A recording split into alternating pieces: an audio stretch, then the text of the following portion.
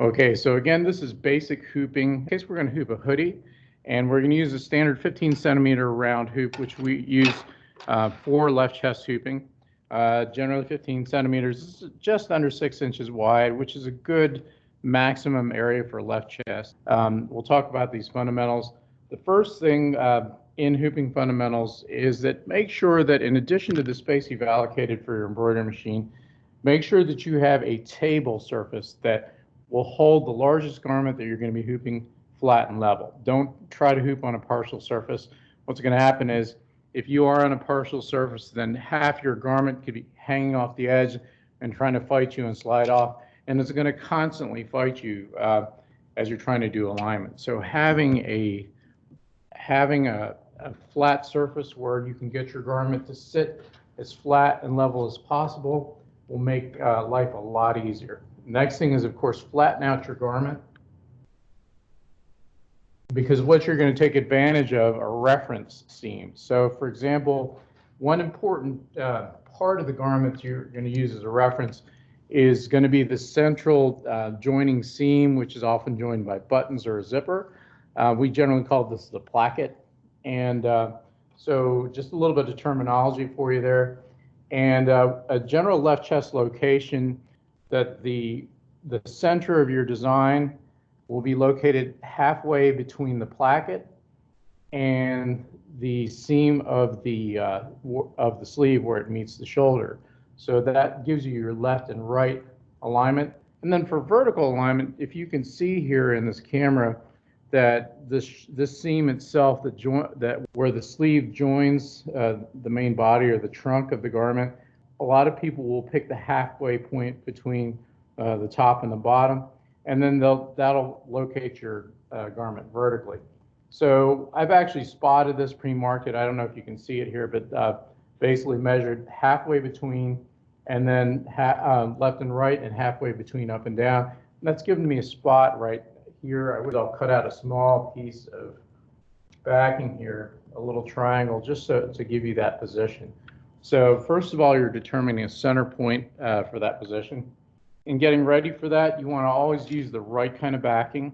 So there are several kinds. You want to go to texmacdirect.com to look at the different options. Most cases for wearables, you want to generally use a cutaway, and there's different kinds of cutaway.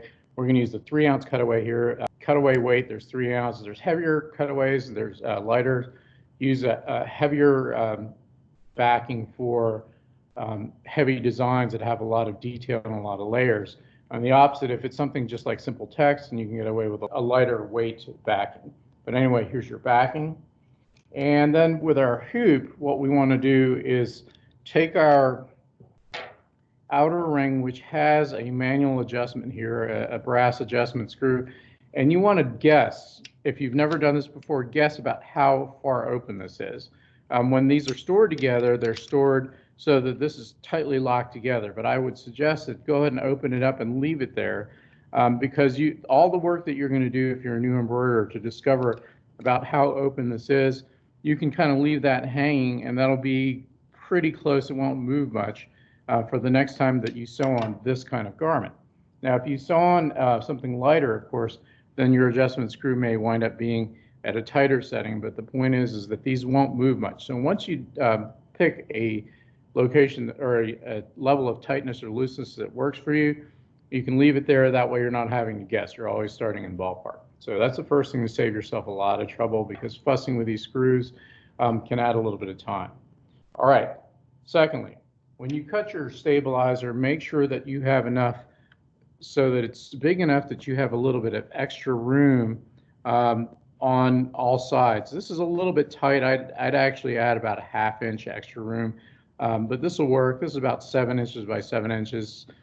Sometimes we have 8 by 8, but generally you want a little bit of extra. The reason being is that when we have these stacked together like this and slide that in, we're still going to move that around a little bit. And one thing we want to avoid is to never hoop the garment so that underneath, as you can see here, that the backing is only partially covering some of that hoop.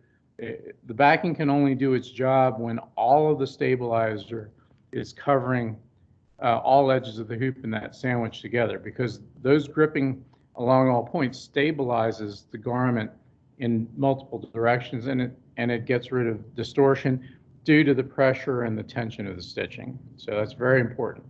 All right, finally we have a location here, and we want to match this up. So if you're doing it by hand, and this, admittedly, this can be the hard way, but as you do this over time, if you're one of those people that can kind of do things by feel and practice, a lot of operators are doing this without any guides other than a center mark as a reference. There are center mark references along the hoop, or you can add any that work for you. So I'm going to go and work with this. So adjusting my garment so that we can catch this on the camera. The next thing I'm going to do is I'm going to slide this into the garment, and don't let go. Hold this with your thumb and forefinger or whatever you need to do. Don't let go of this until you're about 99% in position on the garment. So I'm going to slide this into the garment. So I've got this under here. I'm going to open the placket here, and that way you can kind of see what's going on. But we want to center this as close as possible over our mark, and making sure again that you can see that our backing does not slide off of the outer ring till we're about 99% there. And you can always check yourself by just taking your fingers and pushing gently and seeing the outline of the hoop. I can actually see from this, I'm pretty centered around that mark. I'm about 99% centered there. All right, now the goal of this is to capture the garment without any additional tension. We don't want to stretch the garment like this in the hoop. We want the material to sit as naturally as possible without any stretching, but also without any slack. So don't try to stretch the garment unless you absolutely need to straighten it out. Okay, so we're about 99% there.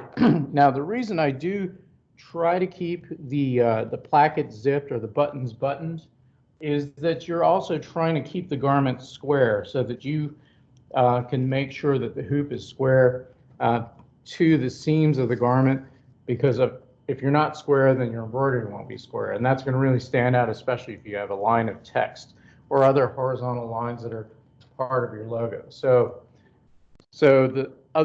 getting back to me saying that you have to have a surface that will hold your garment level, that's really important.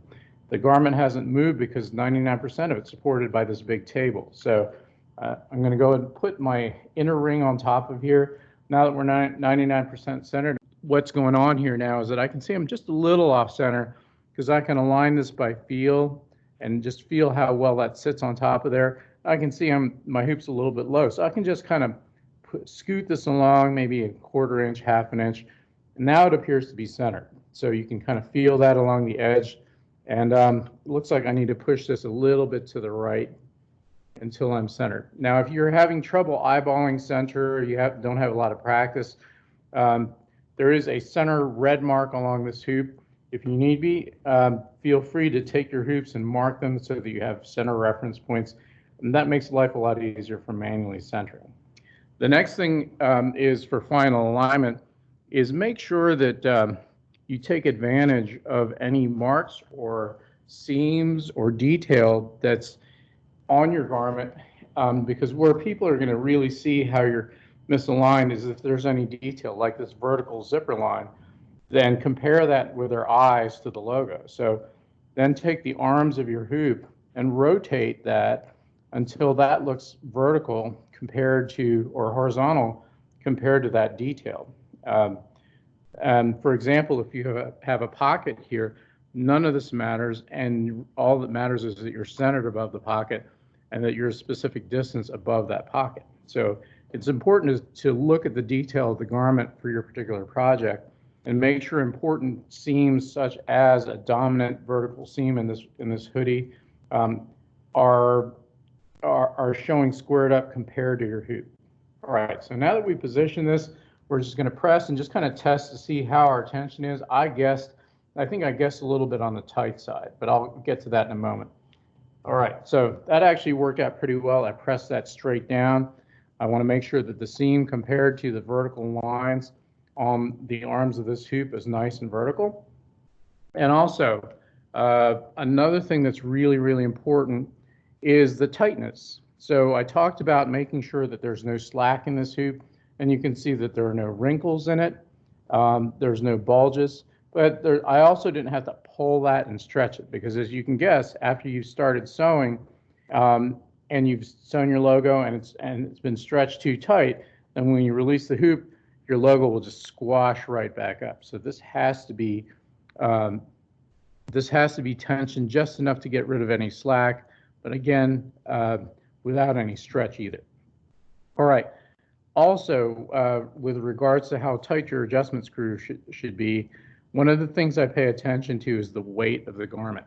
For most cases, if you have a garment that is light, like a dress shirt, shirts, t-shirts, anything light like that, generally with your adjustment screw, and always try to pay attention to where you've left your adjustment screw. In this case, I try to put it somewhere close to where I can get to it. In this case, I'm going to have to unzip this so I can show you this.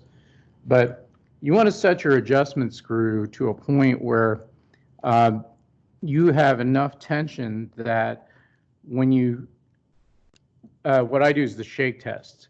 I jiggle that up and down a little bit and just make sure that that doesn't feel like it's going to come loose. And I also make sure, of course, that on the inside that the outer ring is flush with the inner ring that's now covered with the backing, or past flush, but never less than flush. And also that when you push on this outer ring, that there's enough force or resistance to keep that in the hoop as the machine moves it back and forth rapidly, that's not going to come loose. As you get to very heavy items, and I was actually helping a customer with this earlier today, they're sewing on Carhartt jackets with this very hoop. What they had to do is they actually had the hoop fall out while the machine is shaking back and forth, moving the garment rapidly. So the weight, the peak forces that are pulling this down and pulling these apart are much higher on heavy items. So whereas this is about probably the physical limit, weight limit is this nice heavy duty hoodie of how heavy I put something on there, and kind of leave my adjustment screw at a kind of a medium setting.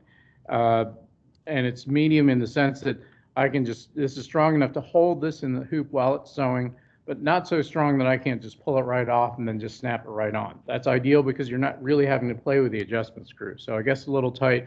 It turned out that this is actually pretty good.